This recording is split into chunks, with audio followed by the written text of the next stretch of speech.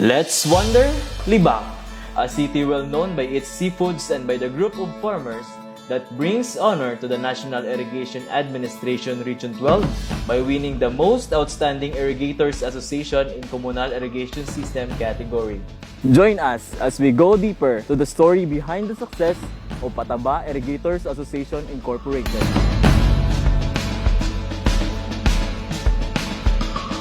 PPATTABA comes from the combination of the name of 5 barangays, Pansod, Purikay, Tran, Tagisa, and Barorao 2.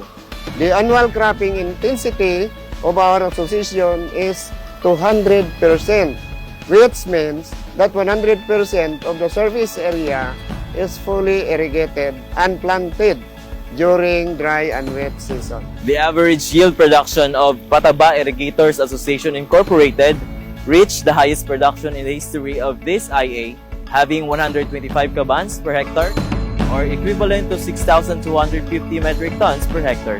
The association attained 100% in collection efficiency, amounting to 1,909,890.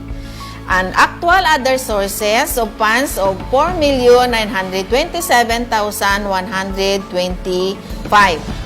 The actual amount collected was much higher than the target amount of 4,891,817.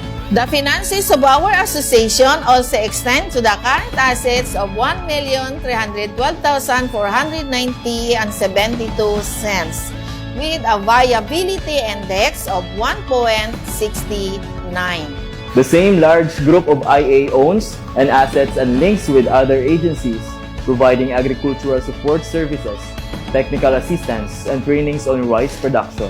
With the help of the line agencies, the PPATTABA Irrigators Association Incorporated acquired 3 units tractor rotivator, 2 bits with mini tractor, 2 units bao-bao, 1 unit floating tiller, 2 units combine harvester, 2 units rice reaper, 2 units water pump, 1 unit backhoe, 2 units rice planter, battery sprayer, rice mill, solar dryer. These assets help the farmers maximize the area and produce food quality of rice to compete in the market of rice importation and to encourage the future generation to engage in farming. The expansion of these Irrigators Association are not just limited in generating income through crops but also in educating the future farmer entrepreneur about modern farming and diversified crops. Farmers are not only limited to crops but also the other source of income, such as livelihood program. The same Irrigators Associations that expands in diversified crops are also reaching out to the indigenous group of people through scholarships. Bali, itabang PPATTABA debay bilang abo hide nga eskwela. Bali, luminos gay gasto bade nga gay eskwela kay the eskwela re. Pinagataw si pangarap pre ba eskwela re taman ba ka graduate ro college. Being a scholar since I was in grade 7 in 2018, I was able to continue my studies even my parents are financially hard up. We are so grateful and have a lot of gratitude to PPATTABA IA because we are truly benefited and we are blessed with this scholarship program since then in our school. Madamo gid nga salamat, PPATTABA Irrigators Association.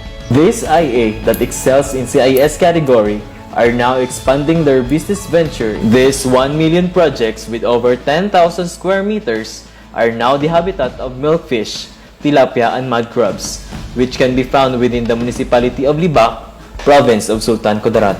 The presence of groundwater in the pond area is very useful as drinking water, household water, and gives sufficient supply to the pond.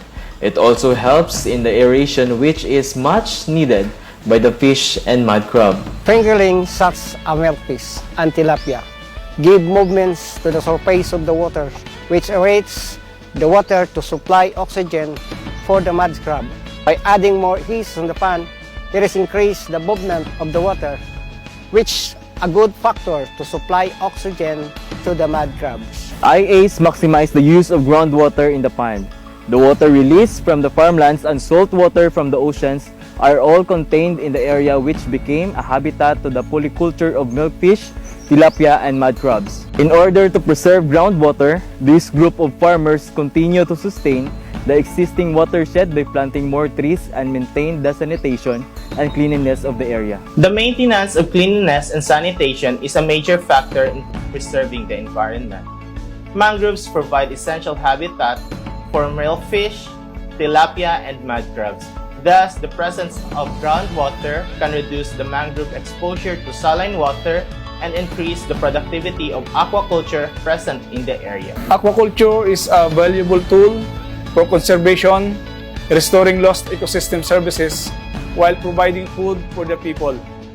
This Irrigators Association project helps in preserving the aquatic resources through utilizing the use of groundwater and saltwater as the habitat of milkfish, tilapia, and mud crabs. With the commitment and full support of NIA and line agency to the PPATTABA IA, it gives inspiration to the farmer beneficiaries to improve farmers' quality of life and become functional, cohesive, and self-reliant Irrigators Association.